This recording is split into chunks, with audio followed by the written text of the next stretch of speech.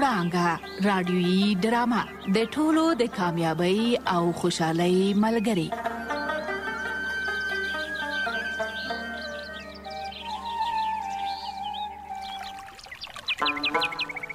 قدرمنو دوستانو، سلامونه می ومنئ.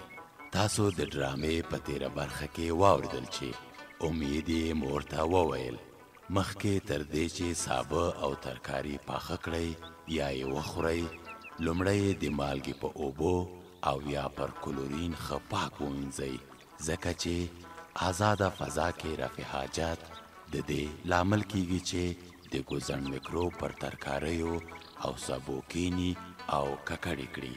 خو کله چې موږ دغه ترکاری او سابه د مالګې په اوبو او کلورین ووینځو نو د ګوزڼ میکروب له منځه ځي او اثر نه کوي.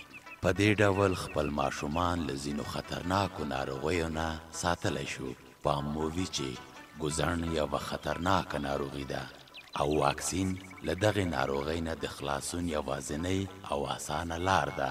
ګوزڼ زموږ دښمن دی، په هر حالت کې یې ماته ضروری ده. راشئ د نن ورځې ډرامه واورئ. هلئ هلئ راټول شئ کلیوالو راټول شئ هلئ ماته مصیبته راودانګه میدان ته چې د عاشق ټول ته جانانه ډېل وکړو. تا ته وایم د عاشق نوم به نه اخلي خیالي عاشق ختم شو، عاشق تری تم شو، عاشق مړ شو. ته خو مړ نه یې، دا څه وایې عاشقه ژوندی ژوندی دا دی بس ډول کړم به شاباش د اتڼ نغمه پکې ونیسه چې ځوانان اتڼ وکړي. همت مصیبت تا ته وایم د کلنګي چرګانو غله زه ستاسو اتڼ لپاره ډول نه وهم. نو بیا د څه دپاره ډول وهې؟ زما خپل مقصد دی چې یو ځل ټول کلیوال راټول شي، بیا به تم پې خبر شي. همت خانه د عاشق په خبره پسې مه ګرځه، راځه خپل اتڼ دې کوه. وایم چې زما د ډول غږ ته ته اتڼ ونه کړې. ته چغې مه وهه، ستا ډول ته موږ نه ګډېږو، موږ همداسې بې ډوله ګډېږو، ستا یې پکې څه کار دی؟ تم شه دغسې همت خانه وایم ممرې عاشقه ګوتې دې وایم مه خوږېږه په دې خرمبېدلي ډول. تم شه خیالي تا ته وایم چې د عاشق نو بیا وانخلې کله دغه ډول داخله په دغه سر درته ماتوم. عاشقه ته دې لږ دا ډول غلی که چې په خبرو سره پوه شو هلکه. دی ډول غلی ملک صاحب. ښه اوس دا ووایه چې په دې شنه سهار کې څه خبره ده چې ډول دې ډنګوه؟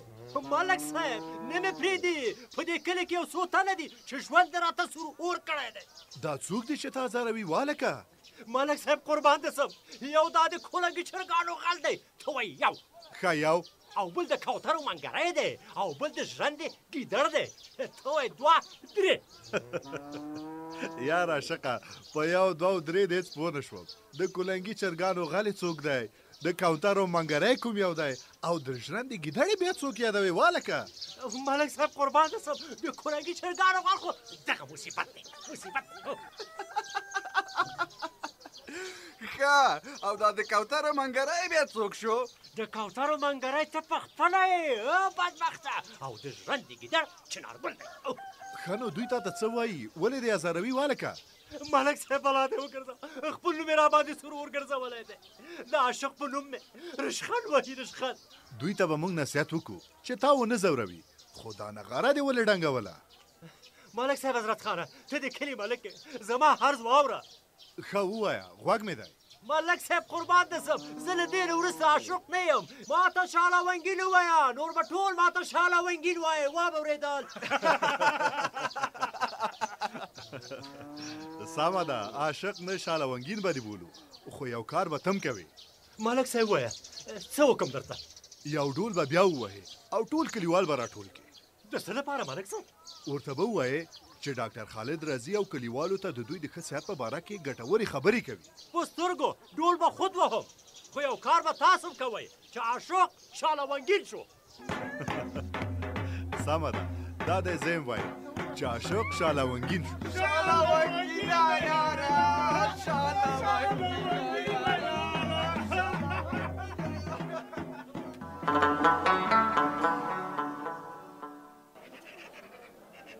یوه کلیوالو شور مه کوئ د ډاکټر صاحب خالد خبرو ته غوږ کیدئ. کلیوالو زموږ هیله دا ده چې وطنوال مو روغ جوړ وي، د مرضونو علاج وشي او صحي لارښوونې ورته وشي. ډاکټر صاحب خالده وایي غنم خبره دې منم. بالکل همداسې ده. موږ ستا خبرو ته تږي یو چې د ډول غږ مو واورېده درته راټول شو. چنارګله مه درېږه، په خپل ځای کې کښېنه، د ډاکټر صاحب خبرو ته غوږ شه. نن زموږ د ټیم یوه ښځینه کارکوونکې هم دلته د خوشحال خیلو کلي ته راغلې ده چې ښځو او نجونو ته صحي مشورې ورکړي. ډېر ښه، خدای دې تاسو ته اجر درکړي. ډاکټر صاحب زه هم ستا مریض یم، ته ما وګوره چې اوس څنګه یم.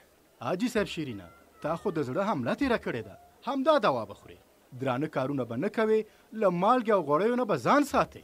ډاکټر صاحب اوس خو ځان راته ښه ښکارېږي چې دا د زیړو غوړیو د خوړلو اجازه دې راکړې وې نو ښه به و. حاجي صاحب ته له ځان سره ظلم مه کوه، زیړ غوړي د زړه مرض ته زهر دي زهر. ډاکټر صاحب د زیړو غوړیو اجازه ورته ورکه. حاجي صاحب ته ما د ژرندې د مزد د غنمو یو من قدر نینې ورکړي دي، هغه چې خوري روغ جوړ به ګرځي. چنارګله ستا یې کور ودان، خو نینې خیالي ګل په کوترو وخوړلې. خیر دی، یو من د غنمو نینې به نور هم در وړم، زه خو څه مړ نه یم. وا چنارګله څه وایې کاکا خوشحاله؟ خولې ته کلپ واچوه چې ډاکټر صاحب کلیوالو ته خبرې وکړي، په مرضونو او د مرضونو په علاج یې وپوهوي. ښه ده، دا دی خولې ته مې کلپ واچو. کاکا خوشحاله کیلي هم ته د واسکټ پر جیب کې کېده. ښه ډاکټر صاحب په دې مو وپوهوه چې دا زموږ په کلي کې وخت په وخت مریضۍ وي، چې دا به څه وجه وي؟ کاکا خوشحاله د انساني ژوند سره تکلیفونه او مریضۍ وي، خو موږ او تاسو باید د ځان ساتنه وکړو. که خدای مکه مریضان کیږو زر د ځان علاج وکړو. نو ډاکټر صاحب ته څه وایې چې موږ به له مرضونو څنګه ځانونه وساتو؟ کاکا خوشحاله تاسو خو د شمس له ناروغۍ خبر یاست چې په ناپاکو ځایونو کې لوبې کولې او ناپاکې اوبه هم څښلې وې، نو ځکه خو یودم ناروغ شو. او بالکل همداسې وه. حاجي صاحب که موږ پاکۍ او صفایي ته پام وکړو، که پاک خواړه او پاکې اوبه وڅښو، د خوړلو لوښي مو پاک وي، د اوسېدو ځای مو صفا وي، خپل ځانونه او کالي پاک وساتو، کیدای شي چې له ډېرو مرضونو نه ځان وساتو. ډاکټر صاحب زموږ د ژرندې اوبه چې د ژرندې په څرخ هم لګېږي هغه خو به ډېرې پاکې وي، که څنګه؟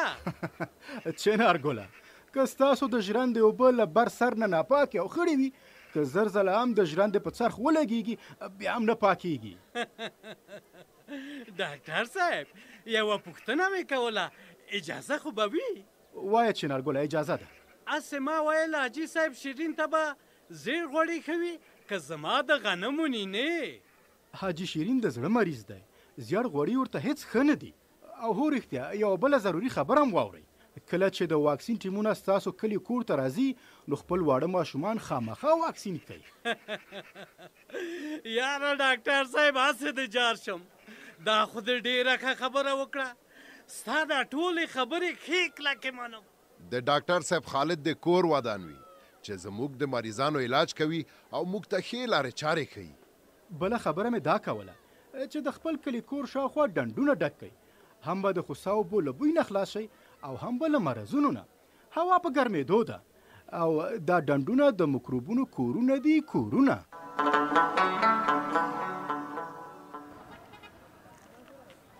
والکه غونچه ګوله د سودا پاڼ دې په شا ده او اخوا دې خوا ګوري، څه دې ورک کړي دي؟ شاغه څه مې نه دي ورک کړي، د استاد فیروز موټر چېرته دی؟ کلي ته روان یم. غونچه ګوله لکه چې سترګې دې په جیب کې اچولي دي، سپین باز د مخامخ ولاړ دی، هله ورخېږه چې په هوا کېږي. کور دې ودان هغه د ومې لیده. شاغه څنګه شو موټر ډک شو که نه؟ استاد فیروزه بس ډک یې وبوله، دا یو غونچه ګل کم و چې دا ورپورته شي، له خیر الوزوه یې، ورخېږه غونچه ګله. ته صبر دا پاڼ رانه واخله چې درنه ونه لوېږي، ګوره بنګړي پکې دي مات به شي. بنګړي دې ستا د سر صدقه شي، د ځان غم دې کوه چې ته مات نه شي. چې بنګړي او نور د سودا شیان مې مات شي، داسې وبوله چې غونچه ګل مات شو. عجیبه دی غونچه ګوله دا خو له بنګړې نه په اسانه ماتېږي هلکه شاغه غونچه ګل مه بازابوه هسې ټوکې ورسره کوم سواری پوره ده استاده زله خیر شاغه سهار یې د خوشحالخیلو کلي کې دغه ډنګوله چې خبره به څه وه وی ته نه خبر نه زه نو څه خبر یم ته نو د فیل په غوږ کې ویدې خبره دا وه چې عاشق خپل نوم بدل که یا په دې خو زم نه یم خبر نو بل نوم یې په ځان کې وښوده او عاشق اوس شالونګین شو شالونګین غونچه ګوله که زما منې ته یو کار وکړه وایه څه وکړمه ته چې سودا خرڅوې غږ کوه چې واخلې شالونګین بنګړي واخلې شالونګین رانج واخلې شالونګین ورېښم غلی شه هلکه خو شکلې ته مه کوه د چا په نوم رشخاند وهل ډېره بده خبره ده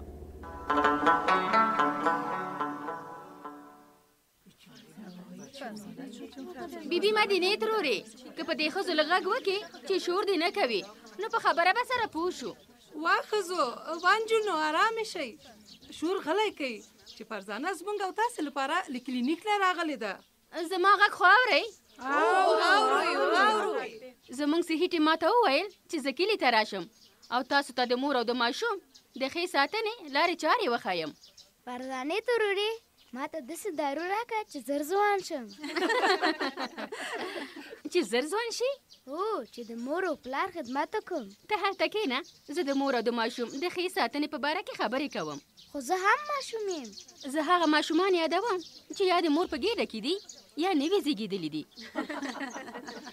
وا شمسه بچو هلته غلی کښېنه فرزانه خبرو ته پرېږده چې د کلي ښځې د ځان او د ماشوم په ښه ساتنه وپوهوي هغه د ونې شاته څوک پټه ده ته صبر چې زه وګورم وی دا خو نسرین ترور ده نسرین ترور وا نسرین ترورې څه وایې شبنم خاله نسرین غږ مې اورې اورم بالکل اورم بس چې غږ مې اورې نو د نورو ښځو تر څنګ کښېنه د ونې له شا راپاڅه خیر دی خاله نسرین راپاڅه ته خدایانې دا خبرې تا ته لا ښې دي ښه ځه بیا به درشمه ښه فرزانې ګلې یو امیدواره مور دې څه وکړي چې هم خپله په تن روغه وي او هم یې په ګېډه کې ماشوم روغ وي خو خوراک دې کوي ډېر آرام دې کوي د کور کار دې په داسې اندازه کوي چې ډېره پکې نه ستړي کېږي درانه شیان دې نه پورته کوي دومره دې ودرېږي هم نه چې په ودرېدو ستړي شي او دومره دې کینې هم نه چې په ناسته دې ستړي شي فرزانې خورې دا ښه خوراک یې لکه څه شی ښه خوراکونه لکه غوښې د ماهي غوښې شیدې مستې هګۍ سابه دال او میوې دا ټول ښه خوراکونه دي فرزانې یوه خبره ده چې امیدواره مور ډېر زر زر وږي کېږي دا دې څه وکړي آفرین شبنم دا دې ډېره ښه پوښتنه وکړه امیدواره او دوه ځانه مور لکه دوه تنه داسې ده امیدواره مور باید په ورځ کې څو ځله ښه خواړه وخوري چې هم پخپله تندرسته وي او هم د ګېډې ماشوم روغ او جوړ وي چې ماشوم پیدا شي مور د ماشوم څنګه وساتي دا ډېره ښه پوښتنه ده ځینې میندې د اول ورځې شیدې چې ورګه یا کنډ ورته وایي ماشومانو ته یې نه ورکوي خو ګورئ د مور ورګه ماشوم ته ډېره ګټه لري ځینې خلک خو ماشوم ته پوډري شیدې هم ورکوي ماشوم ته د مور د شیدو په شان بل هیڅ شی ګټه نه لري یوه مور د تر شپږو میاشتو وروسته خپل ماشوم ته د شیدو تر څنګ نرم خواړه هم ورکي لکه چې په تاسو ناوخته دی نورې خبرې به بیا سره کوو درنو دوستانو تاسو واوریدل چې ډاکټر خالد کلي ته راغلی و او زما اوسیدونکو ته یې د ښې روغتیا او له ناروغیو نه د ځان ساتنې په برخه کې غوره مشورې ورکړې د ډاکټر خالد له خبرو معلومه شوه چې له ناروغیو نه د ځان ساتنې غوره لار پاکوالی او نظافت دی تر بیا مو روغتیا په برخه خپل ځان او چاپیریال مو پاک وساتئ